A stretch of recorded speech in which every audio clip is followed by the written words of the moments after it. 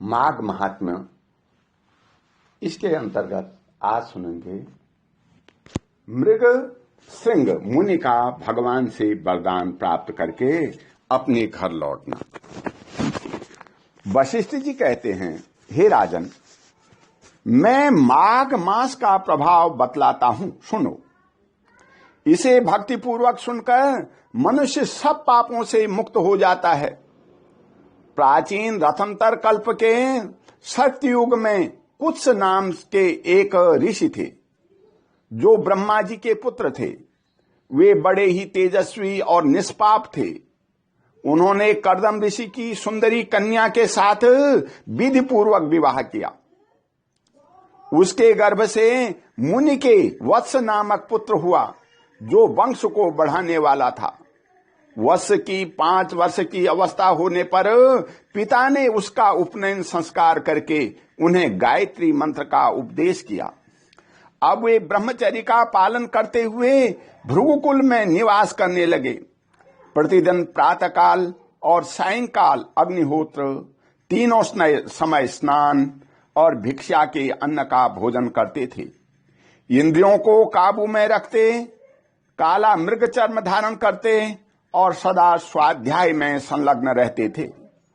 पैर से लेकर शिखा तक लंबा प्लास का डंडा जिसमें कोई छेद न हो लिए रहते थे। उसके कटिभाग में मूंछ की मेखला शोभा पाती थी। हाथ में सदा कमंडल धारण करते, स्वच्छ कोपीन पहनते, शुद्ध भाव से रहते और स्वच्छ यज्ञोपवीत धारण करते थे। उनका मस्तक समिधाओं की भस्म से सुशोभित था। वे सबके नियमों को प्रिय जान पड़ते थे। प्रतिदिन माता पिता, गुरु, आचार्य,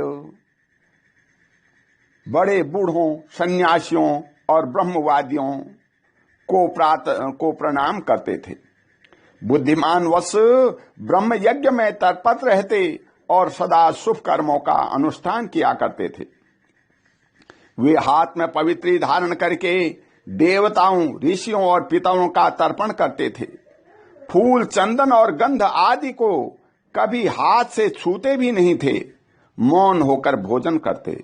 मधु, पिनाक और खारा नमक नहीं खाते थे। खड़ाऊं नहीं पहनते थे और सवारी पर नहीं बैठते। शीशे के मुंह नहीं देखते। दंत धावन, तांबूल और पगड़ी आदि से परहेज करते थे। नीला, लाल और पीला वस्त्र, खाट, आभूषण तथा और भी जो वस्तुएं ब्रह्मचर्य आश्रम के प्रतिकूल बताई गई हैं, उन सब का वे स्पर्श तक नहीं करते थे। सदा शांत भाव से सदाचार में ही तत्पर रहते थे। ऐसे आचारवान और विशेषतः ब्रह्मचर्य का पालन करने वाले वत्स मुनि सूर्य के मकर राशि पर रहते माघ मास में भक्ति पूर्वक प्रातः स्नान करते थे। वे उस समय विशेष रूप से शरीर की शुद्धि करते थे। आकाश में जब इने गिने तारे रह जाते थे, उस समय ब्रह्म वेला में तो वे नित्य स्नान करते थे। और फिर जब आधे सूर्य निकल आते हैं, उस समय भी माघ का स्नान करते थे। वे मन ही मन अपने भाग्य की सराहना करने लगे। अहो, इस पश्चिम वाहिनी कावेरी नदी में स्नान का अवसर मिलना प्रायः मनुष्य के लिए कठिन है, तो भी मैंने मकरार्क में यहां स्नान किया। वास्तव में मैं बड़ा भाग्यवान हूं। समुद्र में मिली हुई जितनी नदियां हैं, उन सब का प्रवाह जहां पश्चिम या उत्तर की ओर है, उस स्थान का प्रयाग से भी अधिक महत्व बताया गया है। मैंने अपने पूर्व पुण्यों के प्रभाव से आज कावेरी की पश्चिमगामी प्रवाह प्राप्त किया है। वास्तव में मैं कृतार्थ हूं। इस प्रकार सोचते हुए वे प्रसन्न होकर के कावेरी के जल में तीनों काल स्नान करते थे। उन्होंने कावेरी के पश्चिमगामी प्रवाह में 3 साल तक माघ स्नान किया। उसके पुण्य से उनका अंतःकरण शुद्ध हो गया। वे ममता और कामना से रहित हो गए। तदंतर माता पिता और गुरु की आज्ञा लेकर के वे सर्व पाप नाशक कल्याणमयी तीर्थ में आ गए। उस सरोवर में भी 1 मास तक माघ स्नान करके ब्रह्मचारी वत्स मुनि तपस्या करने लगे। हे राजन, इस प्रकार उन्हें उत्तम तपस्या करते देख भगवान विष्णु प्रसन्न होकर के उनके आगे प्रत्यक्ष प्रकट हुए और बोले, महाप्राज्ञ मृगभृंग, मैं तुम पर बहुत प्रसन्न हूं। यों कहकर भगवान पुरुषोत्तम ने उनके ब्रह्मरंध्र मस्तक का स्पर्श किया। तब वत्स मुनि समाधि से विरत हो जाग उठे और उन्होंने अपने सामने ही भगवान विष्णु की उपस्थित देखा। वे सहस्त्र सूर्यों के समान तेजस्वी कौस्तुभमणि रूप आभूषण से अत्यंत भासमान दिखाई देते थे।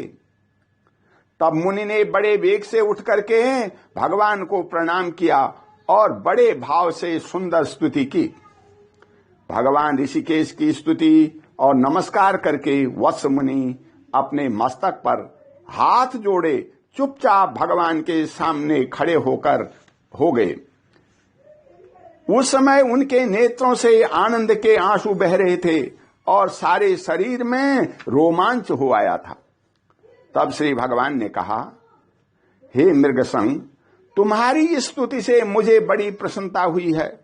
माघ मास में इस सरोवर के जल में जो तुमने स्नान और तप किए हैं, इससे मैं बहुत संतुष्ट हूं। हे मुने, तुम निरंतर कष्ट सहते सहते थक गए हो। दक्षिणाओं सहित यज्ञ, दान, अन्य नियम तथा यमों के पालन से भी मुझे उतना संतोष नहीं होता जितना माघ के स्नान से होता है। पहले तुम मुझसे वर मांगो, फिर मैं तुम्हें मनोवांछित वस्तु प्रदान करूंगा। हे मृगसंग, तुम मेरी प्रसन्नता के लिए मैं जो आज्ञा दूं उसका पालन करो। इस समय तुम्हारे ब्रह्मचर्य के जिस प्रकार ऋषियों को संतोष हुआ है, उसी प्रकार तुम यज्ञ करके देवताओं को और संतान उत्पन्न करके पितरों को संतुष्ट करो। मेरे संतोष के लिए ये दोनों कार्य तुम्हें सर्वथा करने चाहिए। अगले जन्म में तुम ब्रह्मा जी के पुत्र महाज्ञानी ऋषु नामक जीव मुक्त ब्राह्मण होगे और निदाघ को वेदांत वाक्य जन्य ज्ञान का उपदेश करके पुनः परम धाम को प्राप्त होगे। मृगसंग बोले, हे देव, संपूर्ण देवताओं द्वारा वंदित हे जगन्नाथ, आप यहां सदा निवास करें और सबको सब प्रकार के भोग प्रदान करते रहो। आप सदा सब जीवों को सब तरह की संपत्ति प्रदान करें। हे भगवान, यदि मैं आपका कृपा पात्र हूं तो यहीं एक बार जिसे निवेदन कर चुका हूं देने की कृपा करें। हे कमल नयन, चरणों में पड़े हुए भक्तों का दुख दूर करने वाले हे अच्युत, आप मुझ पर प्रसन्न होइए। शरणागत वत्सल, मैं आपकी शरण में आया हूं। भगवान विष्णु बोले, हे मृगसंग, एवं अस्तु, मैं सदा यहां निवास करूंगा। जो लोग यहां मेरा पूजन करेंगे उन्हें सब प्रकार की संपत्ति हाथ लगेगी। विशेषतः जब सूर्य मकर राशि पर हो, उस समय इस सरोवर में स्नान करने वाले मनुष्य सब पापों से मुक्त हो मेरे परम पद को प्राप्त होंगे। व्यतिपात योग में अयन प्राप्त होने के दिन, संक्रांतियों के समय, विषुव योग में पूर्णिमा और अमावस्या तिथि को तथा चंद्र ग्रहण और सूर्य ग्रहण के अवसर पर यहां स्नान करके यथाशक्ति दान देने से और तुम्हारे मुंह से निकले हुए इस स्तोत्र का मेरे सामने पाठ करने से मनुष्य मेरे लोक को प्रतिष्ठित होगा।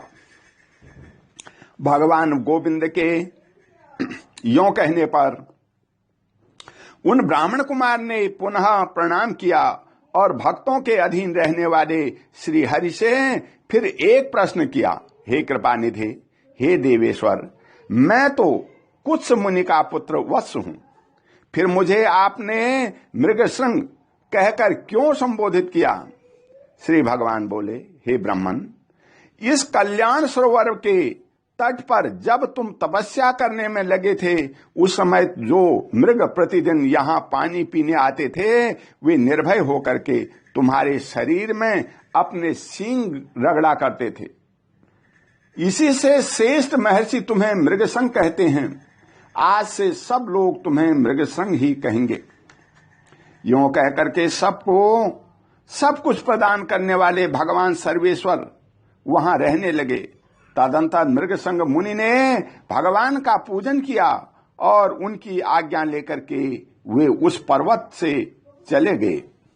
संसार का उपकार करने के लिए उन्होंने ग्रस्त धर्म को स्वीकार करने का निश्चय किया और अपने अंतःकरण में निरंतर वे आदि पुरुष कमल नयन भगवान विष्णु का चिंतन करने लगे।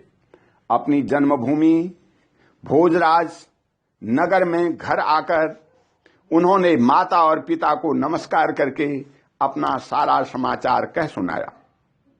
माता पिता के नेत्रों से आनंद के आंसू छलक आए।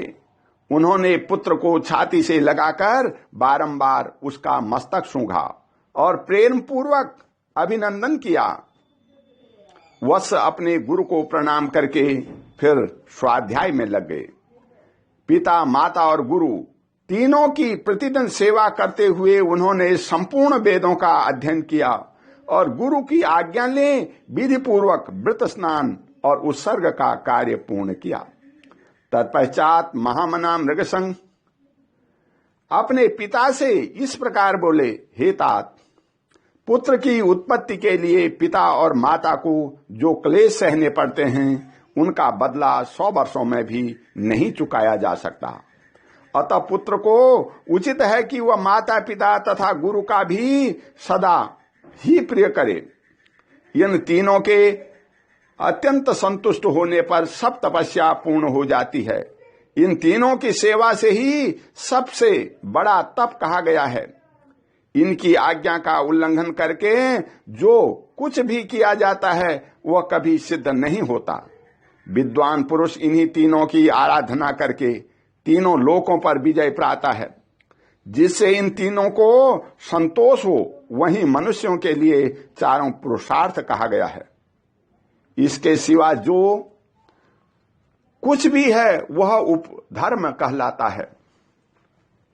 मनुष्य को उचित है कि वह अखंड ब्रह्मचर्य का पालन करते हुए पिता से क्रमशः 3, 2 या 1 वेद का अध्ययन करने के पश्चात गृहस्थ आश्रम में प्रवेश करे।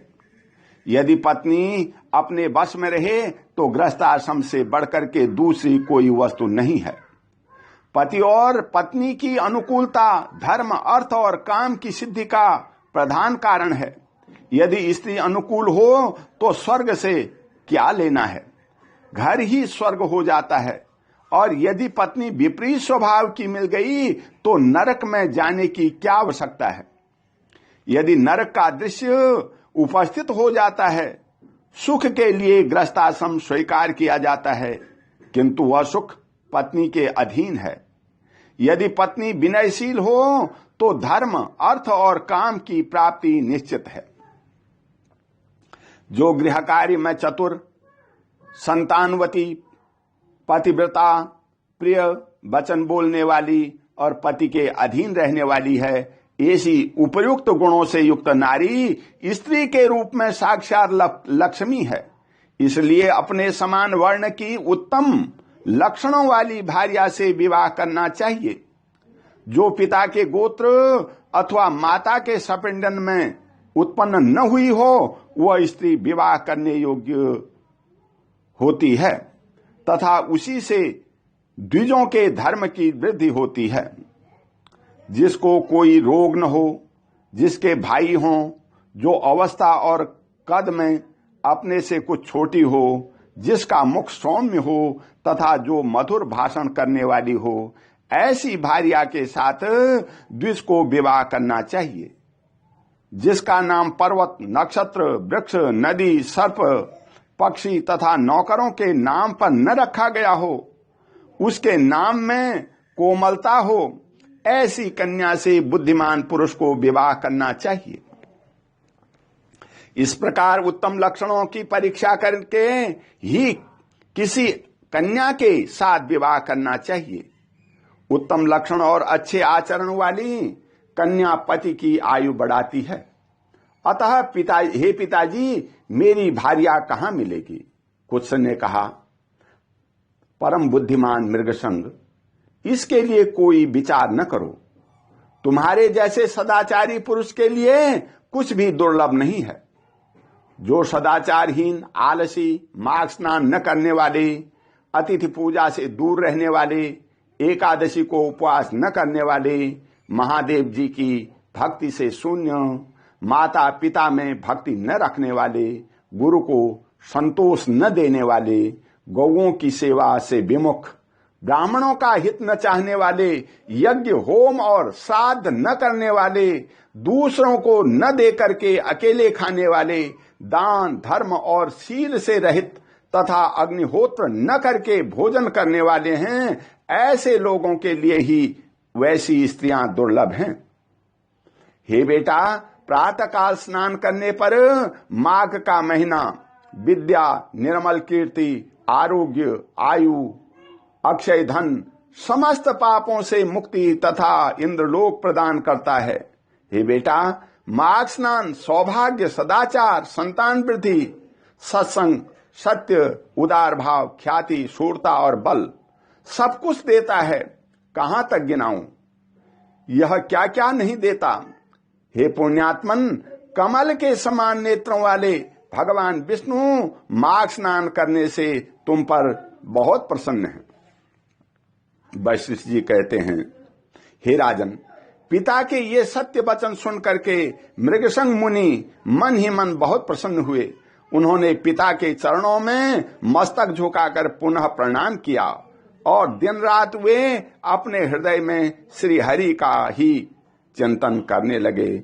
ओम शांति। बोलो विष्णु भगवान की जय।